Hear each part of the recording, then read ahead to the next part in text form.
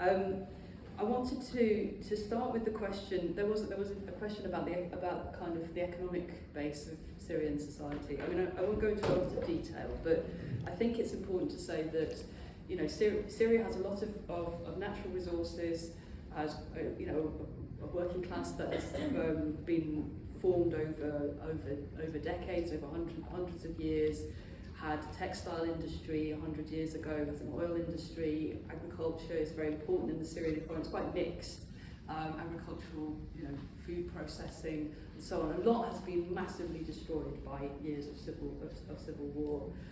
The regime, literally obliterated large areas of its own country, and Syrian comrades will know much more about this, but while I'm talking to people from Aleppo, where large parts of it I think are still destroyed from not being rebuilt from years ago, and the centre of Syria there was less war damage, but again people have been massively impoverished. Yet meanwhile the people in power selling luxury cars. The Bashar al-Assad's brother had a luxury car showroom that was where and they were also running a drug racket, selling this drug called Captagon, which is like a speed type, amphetamine type drug, which is apparently all the rage in party scene in the Gulf. When Damascus was liberated, people went into the car showroom and found the cars were stuffed with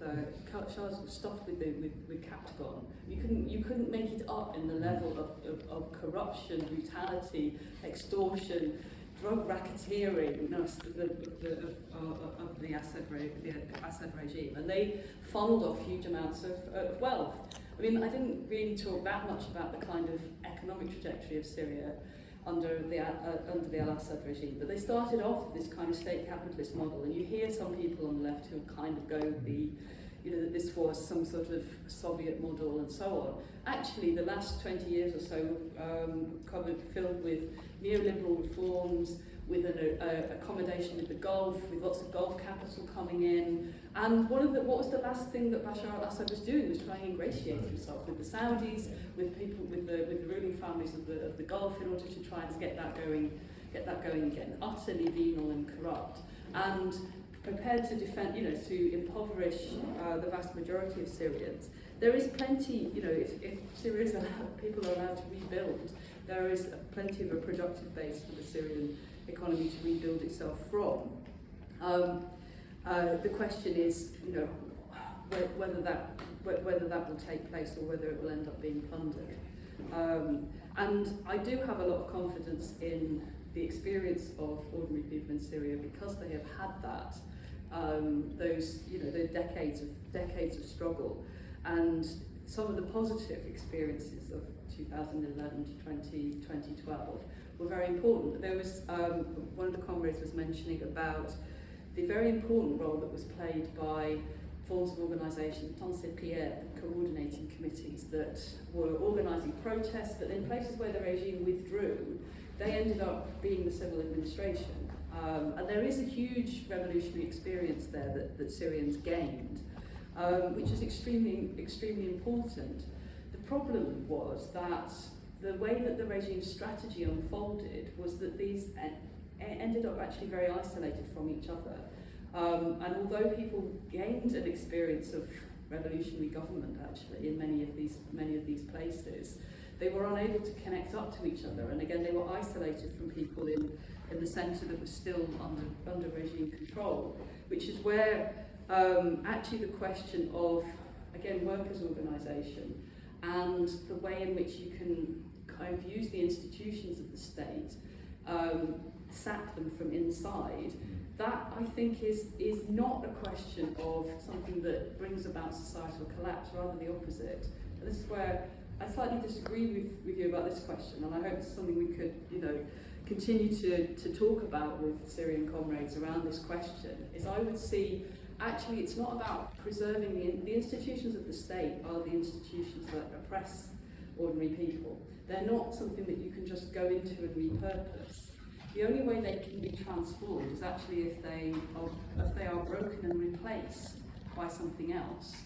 And I think there are aspects of the experience of the local committees, Anti-Imperialist, which pointed in that direction of that possibility. The degree to which they were, in a way, similar to some extent to the experiences that the Sudanese revolution uncovered, where in Sudan you had a similar sort of process of committees that organised protests. They were called Vijana Muqawama resistance committees, and their initial focus was bringing people onto the streets, mobilising, and then supporting when they had sit-ins outside they had sit-ins in the city centres and outside the military bases. In order to supply those with provisions, then the resistance committees started organising to raise money and bring provisions in and so on. And then as the revolution accelerated, in many cases they actually became something that was essentially an alternate local government. And they started to also develop a political vision for themselves as proposing a very radical democratic reform, rebuilding of the state from the bottom. Now, in the Sudanese case, that didn't translate into a movement that was eventually able to topple the regime fully. Unfortunately, in Sudan, the two factions of the military, two militias, essentially the Sudanese Armed Forces and the Rapid Support Forces, launched a military coup, and then they started a civil war with each other, which was actually a counter-revolutionary civil war, was designed to crush the popular revolution. But there was a sense in which, I think the resistance committee showed that kind of building from the bottom up, and building something that's different to, an alternative to the existing state, was much more stable, much more able to provide services for ordinary people. So, as an example, in the case of in the case of Sudan, when the war broke out between the two sets of generals, who was keeping the lights on? Who was keeping the hospital generators going? Who was providing food, rehousing refugees? It was the resistance committees. They reformed themselves as emergency rooms.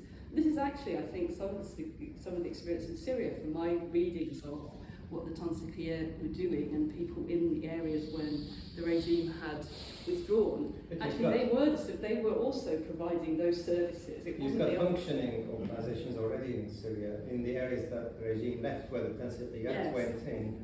There was no state left, whereas now in Damascus and Aleppo, there's been a state that's functioning to a reasonable level, and it would be a mistake to destroy that and rebuild it. We have huge expertise in there. I think what I'm saying, I see what you're saying. There's a difference between Damascus and areas where the state withdrew.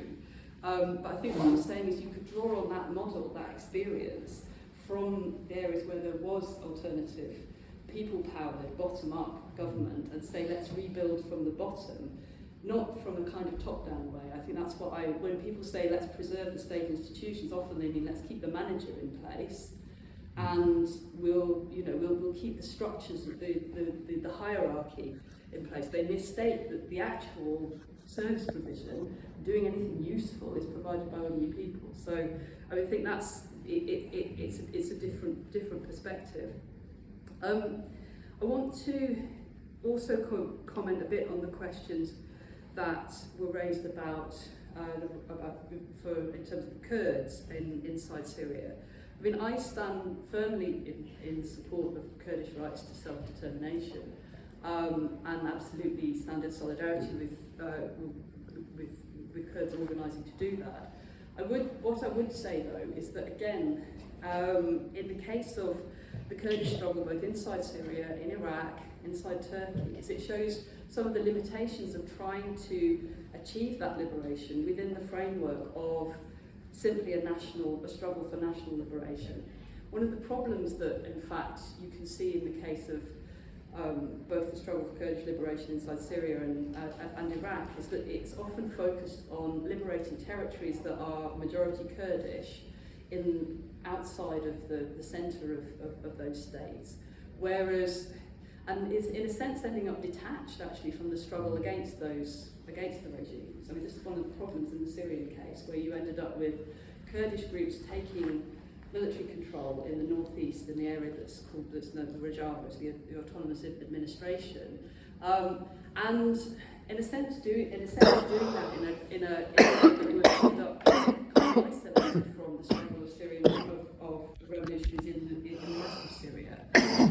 Actually, there was for many years huge mixed populations, large Kurdish populations in Damascus, also in Baghdad. I mean, like in Baghdad, there were around a million Kurds living in Baghdad. And I mean, in a sense, you have these very mixed cities, where again, you have this sense of ordinary people have no common interest in getting rid of this state that is suppressing them, which I think shows that you can't, again, just reduce the struggle to liberation to the question of whether you can go and create a territory that is homogeneously with one nation or another. Actually, we need to kind of break apart all of them. I need to finish, but I just want to come back to, again, a point that you raised, which is, was the left doing the right thing in terms of consolidating the Syrian revolution? Actually, no, in general it wasn't, although I would say that in Socialist Worker we have always stood on the side of popular revolution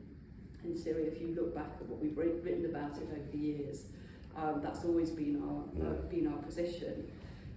Do we need a bigger left? Absolutely. This is one of the major things that is missing in the picture, both here and in Syria. And if actually one of the things that comes out of this is a space for a new Syrian left to emerge or to grow, that would be an enormous gain, not just for Syria, but also for the whole of the region. And that is one thing that I hope we will see come out of it. We need to be organised on the left, because the only people who will join up these struggles, will join up the struggle against racism, they will say refugees are welcome, throw Farage in the dustbin, and we'll stand up to our own state. We stand for liberation from Palestine. That's what a revolutionary party is for. So again, if you're not a member, please join us, because we need a much bigger one.